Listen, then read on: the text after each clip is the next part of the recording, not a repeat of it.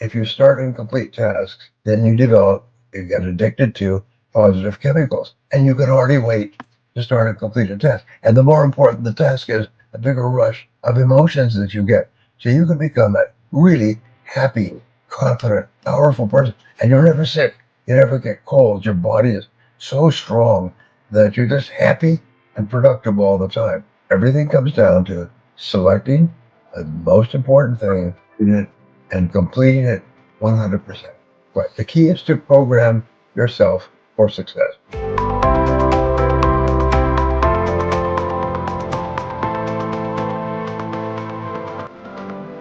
Well, welcome to the Brian Tracy podcast. Pleasure to be here with my That's how it works. and my brother and my father, Brian. And here's David. We're introducing our Yeah, brother. just David. keep multiplying here.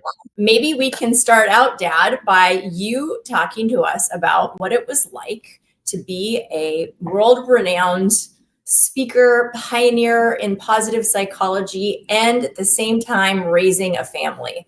How did you do that? How did you organize that for yourself? Well, my family always came first, and in our office rules, it was always kids come first. And Barbara is, of course, the most important person in our family because I was often gone for a week or 2 weeks to Europe or Asia. When I was back, I didn't do anything, no golf, no tennis or anything. I just spent time with you guys, with my kids, and we went out for dinner and we went to movies and everything else. So now the thing about success is that it comes very slowly. It takes about 7 years, according to estimates, for you to go from struggling to financial independence. Now, you can have lucky breaks. You can change things. You can start earlier, work harder, stay later, use our techniques, and you could shorten that 7 years. Critical number for each person watching is to become a millionaire. That's the goal. Become a millionaire because, as we've said, it's very, very hard to earn the first million. Second million is almost automatic because now you know how to do it. I learned this from Jim Rohn many years ago. The most important thing in life is not the money you make, but the person you become. Because once you have become a millionaire in your thinking, then if you lose your money or something, you'll just earn it all back again and much, much faster. But you've got to get started. Today, by the way, please remind me, I'm going to give you guys a method to increase your income 10 times and become a millionaire. Guaranteed, every person who uses it gets those results. If becoming a millionaire is what people want to achieve, what would you say is something that was really important to teach us as kids? Like when you were, planning to be a parent, thinking about the values and ideas you wanted to instill in us, what were some of those things that you really felt were important that you wanted us to embrace? Most important was that you were entrepreneurial. You were looking for opportunities to get stuff done, to sell stuff, and the most important thing for me was that you be independent. Is that you be your own person? You could do whatever you want to do, and you believe that. And so I think we pretty much accomplished that. Is you guys believe in yourselves. If someone were to say to you, life sucks, I don't know who you're talking to because it doesn't apply to me. And so that's what I wanted, and that's what Mom and I wanted, was for you guys to be positive, confident, clear that you can do anything you want to do. It's just a matter of you're deciding to do it and get on with it. The key to success in our society is to sell something to someone and make a profit. And then, as they say on the shampoo bottles, repeat. That's why we have one of the most wonderful societies in history, is because we have millions of entrepreneurs looking for ways to produce products and services that are better, more enjoyable, cheaper, easier to use than before. And then as soon as you have something that works, somebody's going to copy you. I've seen experiences where we developed a successful product and the phone was ringing off the hook. And the next day, the same product was being advertised in a national newspaper, USA Report or US Report. And they used our own ad. They used everything except to put their name and number on it. They copied everything. And I thought, that's terrible. But you know something? There is no law against copying advertising. So people see a good ad, and they'll just copy yours. What sort of advice would you give to people our age who are maybe they have a job and they're thinking about getting into a business? Maybe they have a business that's struggling.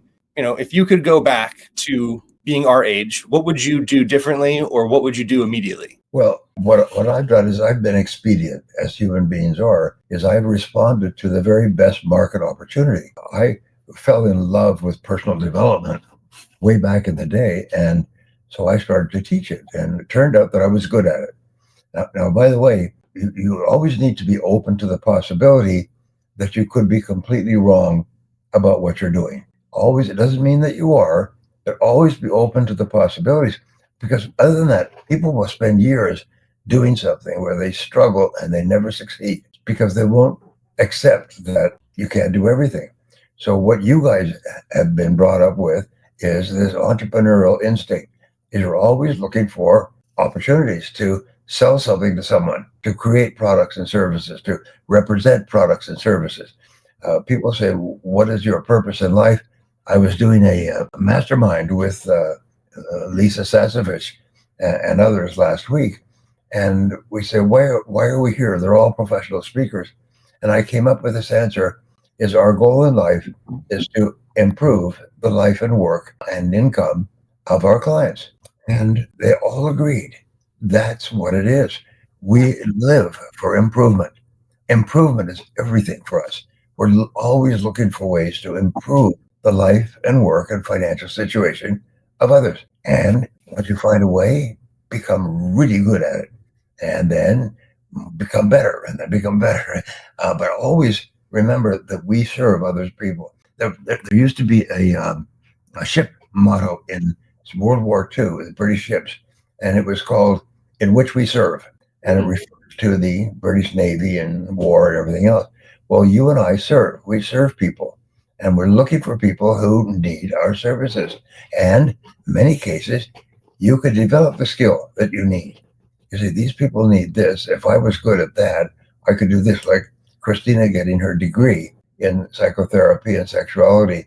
She's made herself an expert on the subject, and surprise, surprise, she has rooms full of clients. She's as busy as a bee. And it's the same with each of us. What we do is we get really, really good at something that people really, really want. And then the two come together. That's the key to success. It's also the most important thing in life is happiness. And it's making other people happy. Like Jimmy Durant said, that make people happy and you will be happy too.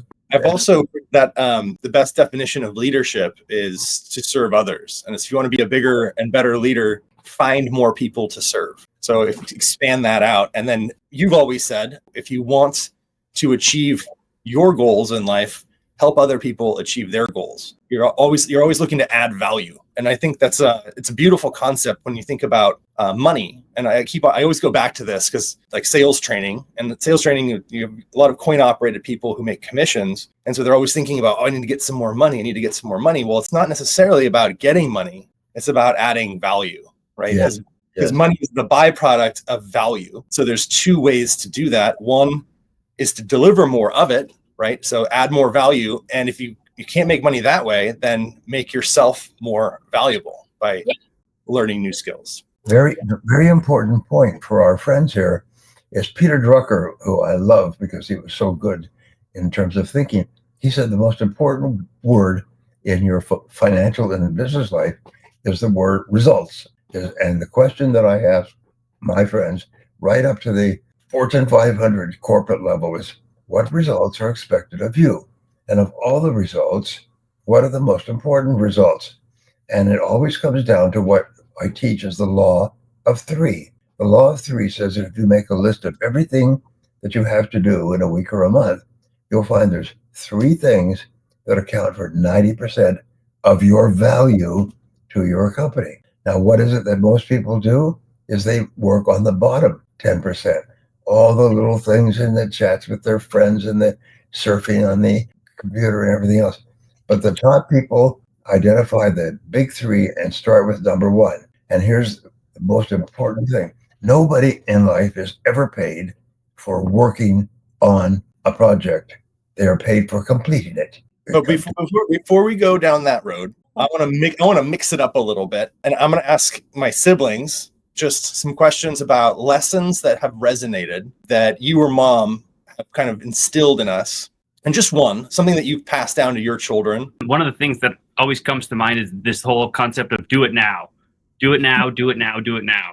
I feel like people, if it's a small enough task that you can do in a minute or 5 minutes, doing it now just has changed my world. It's changed my kids' world. We talk about cleaning up around the house or them getting ready to go to school. It's just helped eliminate procrastination. You know, his book, Eat That Frog, he mentions that. And I see my kids complaining about like putting their clothes away, you know, these little tasks that don't take more than a couple minutes. And I say that over and over again to the point where they just, why do you keep saying that? And I said, well, Grandpa Brian says that. It's awesome. One of those things where it's such a simple phrase, but just do it now. You know, that's wonderful that you say that, David. There's I've just finished a book which is worldwide in 20 languages, and it's called the 32 Unbreakable Laws of Money and Success. And one of the laws is the last one, which just came to me as I finished the book. And number 32 is the law of reputation. And the law of reputation is how people describe you after they have been involved with you in any way. What words do people use? So what you want is you want to say, all right, I'm going to organize my life so that people use these words in association with me. And one of them, if you want something done, give it to him. If you want something done, eventually give it to her or someone else. But if you want something done and done now and done well, give it to him. And by the way, also give him an office and a secretary and a staff and eventually his own building. And I hope, because this happened to me, is I started off at the bottom of this huge company, and there were lots of people ahead of me, but they were kind of time servers. So they would be given an assignment and they'd submit it in a couple of weeks. If my boss gave him, I'll call him the big boss, if he gave me an assignment, I was so eager to please that I would take it like a fumble in a football game and I would run with it. I'd work day and night. Sometimes I'd get an assignment on Friday and I'd work day and night to have it done by Monday and typed up. And so when the big boss came in, it was all done. Well, and the other one is the positive self-talk. I feel like with little kids, they always say, I can't do this, I can't do that. And so one of the things I saw the other day was a speech from you 40 years ago saying, tell yourself every day, I believe something wonderful is going to happen to me today. And so all day long with my kids, I say, I believe something wonderful is going to happen to you today. And I make them repeat it, and I make them repeat it, and I write it down, and we draw it in chalk at the park. And I swear it works. If you just say it over and over again, amazing things happen every single day. That's probably one of the things I really resonate with. And just the idea, as I've tracked it for myself, the positive expectations, because it's interesting, like when you say something, wonderful is going to happen today, it's one step in that direction. But when you think about a scenario you're entering into, and this is how I've applied that idea for myself, is I actually imagine the situation, whether it's a work experience or a social experience or a school experience or whatever it is, I will imagine it and I will have a positive framing of it. That's going to be wonderful. And because I have the positive expectations, then suddenly I feel more excited about it and more positive about it. And I end up noticing that my actions throughout the day are totally different, because now I don't know what the outcome's going to be, but I've decided it's going to be good. So I'm excited and positive and enthusiastic. And I feel like it really changes the experience. I mean, we can decide it's going to be terrible and dread it and anticipate something bad. And then you get there and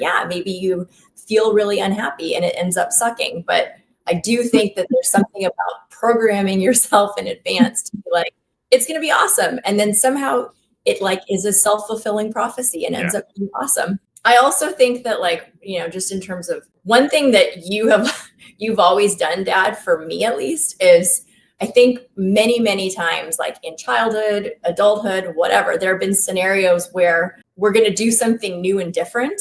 And there's the fear that comes up of I don't think I can do that, or that's scary. We did an interview together and there was planning. It's you just kind of pushed me into it, or you're yeah, of course it's scary. Just do it. It's part of the process is that it's scary. And I think that's been really helpful for me, because I do things that are intimidating. And I get into that mode and I'm like, oh my God, I feel nervous. I don't think I can do this. And then the self-talk, like what you're saying, David, is I'm like, best piece of advice that I got as far as speech design was an introduction, 3 things, and then a strong conclusion, and then keep it simple, right? Don't overdo it. And so if you're doing a toast, you introduce 3 things, 3 memories, 3 anecdotes, big close, and then sit down. So it's a really quick framework. Right. To answer the question, for me, I teach this because I think it's like actually I call it the bedrock of my personal and professional development. And I call it mental triggers. And so the first one is interesting, Christina. It's whenever I think to myself, well, that would make me feel really uncomfortable. I go, okay, well, that's my trigger, right? And now I have to do that thing. Yeah. Because your comfort zone shrinks as you get older, right? It doesn't stay static or expand. And so you have to beat back on that comfort zone by doing things that make you feel uncomfortable. So that's basically your second one, Christina. My second trigger is whenever I say, oh, that would be really inconvenient. You're like, oh, I have to wake up really early, or I have to drive really far, or it's going to take too long. Then that's the next thing is, well, now you have to do it, right? Because you have to push back against that comfort zone. And the last is, David, for yours, the mental trigger is whenever I say to myself, oh, I'll get to that later, or I'll do it later. Trigger, and it's like, no. Do it now. You think you're going to wait until you're in the right mental state to do the things that are uncomfortable, but you're always going to be tired, or you're going to be procrastinating. And so you have to do it tired, or you have to do it scared, or you have to do it when you're frustrated because you don't have a choice. It's like that lesson in motivation. It's like, if I'm just going to sit on the couch, right? And you say to yourself, oh, I'll just wait till I'm inspired and feel motivated, and then I'll do it, right? But that's not how it works. You have to take the action in order to feel the feeling. So if you want to be motivated, act motivated. If you want to be self-disciplined, act like a disciplined person. The number one quality for success, and one of the things that I found recently is that favorite words are just say no to anything that's not the highest and best use of your time. Yeah. Just say no. And Warren Buffett, who's worth $36 billion, the secret of his success is he just says no to everything of low value. And he reads 5 hours a day in his field. And so he makes good decisions. But think about that. Just say no to anything that is not the highest and best use of your time. Now, here's another payoff. And it comes from some of the best work in what they call positive addiction. We talked about this before, but every time you do something, your brain releases chemicals, either good or bad, positive or negative. If you do something negative, if you're angry, if you shout, if you are depressed, if anything, body releases negative chemicals. And the negative chemicals make you feel unhappy and want to drink and overeat and things like that. However, when you do something positive, your body releases positive chemicals. And these are called endorphins and dopamines. And what they do is when your body is flooded, your brain is flooded with these, you feel happy, you feel powerful, you feel positive, you feel in control of your life. It's the most amazing thing. And what Dr. come to me proved that you can actually become addicted to positive. And how do you do that? You start and complete tasks. Task completion is like putting down a dynamite detonator, boom, and your brain releases a flood of positive chemicals. So if you make a list of 10 things that you have to do in a day, you ask which of these is more important than anything else. Now, this is the one that's going to give you the biggest boom, the biggest payoff in drugs. Now, if you do this over and over again with cocaine or anything else, what do you develop? The answer is you develop an addiction. So you have it's called a negative addiction. However, if you start and complete tasks, then you get addicted to positive chemicals. And you can hardly wait to start and complete a task. And the more important the task is, the bigger rush of emotions that you get. So you can become a really happy, confident, powerful person. And you're never sick. You never get cold. Your body is so strong that you're just happy and productive all the time. Everything comes down to selecting the most important thing and completing it 100%. Right. The key is to program yourself for success. Programming yourself for success. Whatever you repeat over and over again. Now, here's an interesting discovery for those of you who are feeling entrepreneurial, is that almost always your big success comes in an area that you had never thought about, never anticipated. there is a MBA program at Babson College, one of the most respected in the world, if not the US. So you go through 3 years of the MBA program on how to start and build a successful business. So they followed up the graduates of this program. Obviously, they paid $60,000 a year, come from good families, had to have straight A's to get in and everything. And then they got into the MBA program on entrepreneurship. And they found only 10% actually used what they had learned. The other 90% got a job with a company and got into the work pool and worked themselves up, but 10% started a business. So they tracked these 10% over 10 years, and they discovered what is called the corridor principle. And this will make you rich. So beautiful. It's like really every good principle is simple. The corridor principle says that the top 10%, the ones who are earning on average 10 or 20 times as much as their peers who graduated from the same courses at the same time, that these people started toward a business, and it was like going down a corridor, and they just got started. They just kicked it into gear. I say it's like starting an engine, outboard motor, like that.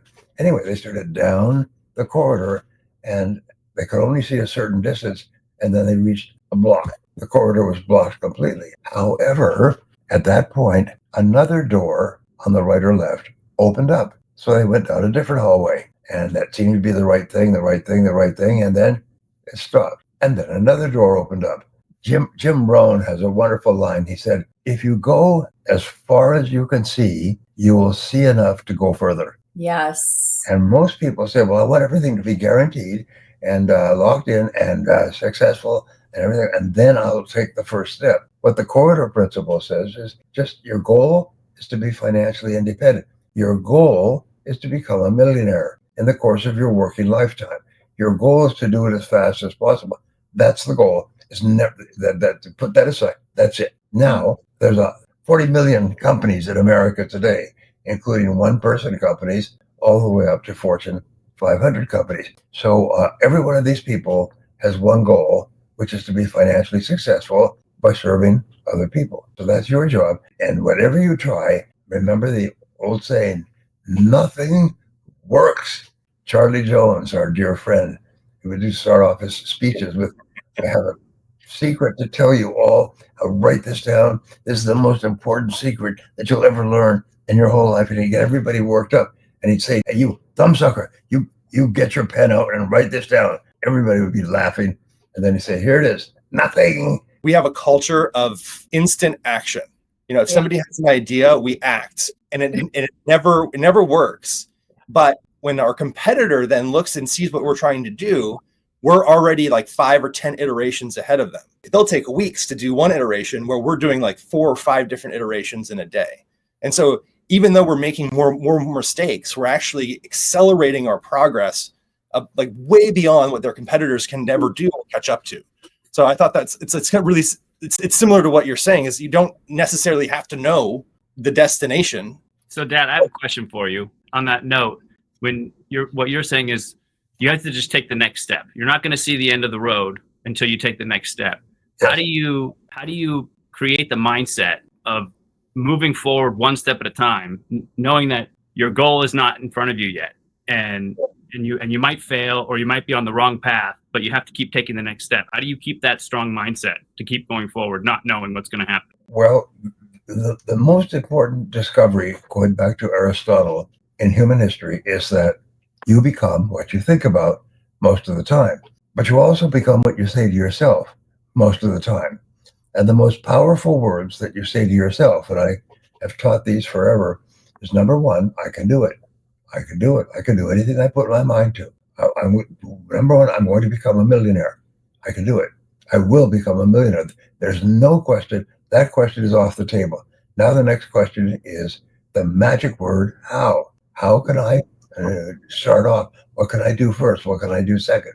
And so the second thing that you say is, I never give up. You know, in sales, when I was in real estate sales, prospecting, you feel like you want to give up a lot because Yes. you get a lot of no's all day long. How do you keep a positive mindset knowing out of 100 people you talk to, 97 people are going to tell you to go away? Well, here's we call it, if you want to be successful earlier, fail faster, fail more often.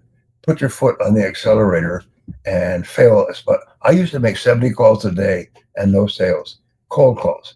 I used to cold call on offices and businesses all day long. And then I'd go out in the neighborhoods and go from door to door, knocking on doors. And I was not trained. I didn't know how to do. Eventually learned, but the thing is, I was not afraid to just keep on knocking on doors. Just fail faster, because every time you fail, you learn something vital. And that's been the key to success forever. But don't expect to be successful right away. Here's two questions that I teach my people to ask. They're magic questions. Magic question number one is immediately after a call or a client interaction, ask the question, what did I do right? Even best, write it down. Write it down. And number two question is, what will I do differently next time? What will I do differently next time? These are the two best questions for rapid growth I've ever found in my life. And the last point, if you become what you say to yourself, and my favorite of all is the words, I am unstoppable. I am unstoppable. I am unstoppable. But what about this and what about that? I don't care. I'm unstoppable. I will not stop until I'm successful. And once you impress that command into your subconscious and superconscious minds, there's nothing that can stop you except yourself. I used to do this with 1,000 people, and I would explain this. I say, fortunately, there's nobody who can stop you from achieving great success. Nobody. And then I would stop and I say, and who would that be? It's a wonderful theatrical device. So I say, so basically I say, if you don't stop, nothing can stop you. You are winners. You see, that's really, really important to understand that no matter what happens, it's temporary. And you fail your way to success. Yeah. Successful people have failed vastly more than unsuccessful people. They just keep coming back. They just keep hitting it. They keep trying different things. And if it doesn't work, they say, what can I learn from this? That will make me better next time. And you take in the entrails of your experience and you say, well, I learned about this and there's always four things that we teach. You can do more of some things. You can do less of other things. You can start doing something you're not doing now. You can stop doing something that's not working. More or less, start or stop. Those big four, I've taught them to thousands of business owners, and they basically transform their businesses with those big four, because those are big questions. What are you doing right? What's the best and smartest thing you're doing? What should you stop doing? What more or less start? What should you start doing that you're not doing today? And then what should you stop completely? Yeah, it's funny you mentioned that, because when I was working at that big bank for a while, we did like the one-to-one sessions with your report with your manager, and that was exactly the format. It was more or less start stop, and every quarter you do that, and then I'd have to do it with the people who are reporting to me. I'd just sit there and go more or less start stop, and you'd do like a matrix, and then you'd send all of that information up the chain. I believe that every single person has a mechanism in their brain called a give-a-shitter, and that you can short circuit give-a-shitter by pouring alcohol on it. And then we have in our family, all of our lives, after something, we have dinner and everything else, we say, is your give-a-shitter quit yet? Yeah, my give-a-shitter has quit, finally. And so that's really important, Michael. Is the most popular book right now, Mel Robbins' book, sold 3 million copies in 1 year, and it has one idea, which is poor. And the idea is the let them concept, let them. In other words, anything anybody else says, just let them say it. If they say you're no good, if they say they don't like you. And the books sold 3 million copies because people are so preoccupied with what other people think about them that they're reading this book and handing it out and reading this book and recommending it. New generation that is just stuck on these devices. They're going through their social feeds. Yeah. They're comparing themselves to everyone. Having your followers or your fans, that count is incredibly important for a young person. It's a social validation. When you put yourself out there too, like kind of we are right now, you open yourself up to these comments and these trolls that want to kind of tear you down and make you feel bad about yourself. Mel Robbins' concept of, let them, it's good. It's like, it allows you to like let it go. When somebody gives you their opinion of something, you say, successful people rise above the opinions of others. They do not make their decisions based on what others may say or think. One of the things that we have done, we've talked about this with you guys, is our family motto is you're always free to do anything you want, and we back you 100%, and you can always change your mind. It's as simple as that. You're free to do whatever you want. There's no restrictions, and we back you 100%. Now, our second piece of advice, which we should probably give every time we have one of these telecasts, please at least yourself in all things. The final lines from Cyrano de Bergerac, the reason that I have been so individualistic is that I, at an early age, realized that if I did something, some people may approve and some people may disapprove. So I decided that when I did something, there would be at least one person who was in complete agreement with myself, because I would please at least myself in all things. And I pass that on to our friends. Make a decision today that you're going to please at least yourself in all things. And look around your life. Is there anything where you're trying to please someone else? If it is, say, I'm going to please only myself. And teach your kids to do that. That's really important. Whatever you decide to do, we back you 100%. Do it, but you make your decision based on your happiness, what makes you happy. Pass it on. It's like it's so important. So your kids know that you love them and you believe in them 100%. And they start to sort out their friendships on the same basis. They get associated with people who are really good people. They just walk away from people who have negative opinions and ideas. Most important thing, please at least yourself in all things. One question we got earlier was, how do you navigate trying to be successful within a company when your coworkers are trying to tear you down? Well, what you do is remember, we used to say that in selling to a company, there are many people who can say no, but only one can say yes. When I took a job many years ago with a big company, and the big boss took me on as his assistant. He never had one. He owned 200 companies. It was worth $1 billion. And he picked me for a variety of reasons to be his personal assistant. So he's the only person I had to please. And if he gave me something to do, I would run with that and I would do it. And I would do it fast and I would do it well and I would get it back to him. The other people that worked there did not have this sense of urgency. So soon I developed this reputation, which I've written about and everything else. The reputation for the big boss was, if you want to get something done, give it to Brian. If you want something to get done eventually, give it to someone else. But if you want it done quickly and well, give it to Brian. And so I had to start off at the bottom and work my way up.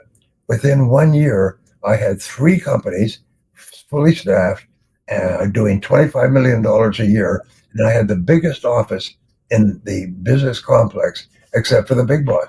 And they moved me up and up and up to bigger office. So soon I had a big office, full staff, $25 million, import, export, everything else.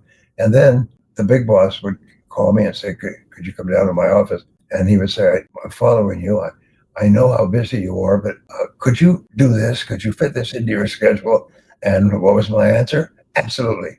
Absolutely. So I guess the answer to that question is figure out the one person that you report to and just make them happy. And don't worry about your coworkers so much. Remember, there's a very popular book. I was thinking of using that title, but my publisher told me that someone else has used it. It's called Getting Things Done. It's a very popular book. I read it a couple of times many years ago. But that's really the key to your success, is get things done. Get it done. You don't get paid for working on things. You get paid for completing them and getting them done and getting them done well. Elena Junko asks if you have read all the books behind you. Yet that and 2,000 or 3,000 more. What you see behind me is probably a tenth of my libraries. They just go on and on, upstairs, downstairs, in the basement, in the living room. I've got about 6,000 books, and I have read most of them over the years. And this has been another awesome episode of the Brian Tracy Experience. Co-host Michael Tracy, my sister Tracy, my other co-host, and David co-hosted today. Thank you, David. And of course, there's Brian himself. As Einstein said, action is the most important thing in the universe. Yes. So if you heard something good here, one person who hears one good thing and takes action on it immediately, write it down and do it, is better than 100 people who nod and smile and go away. Do something, anything. It's what you do is it's like a dynamite plunger. You go, boom. And what happens is by doing something, you start to activate all of your powers. Thanks for joining us, everyone. Thank you, Michael. Thank you, Christina. Thank you, David.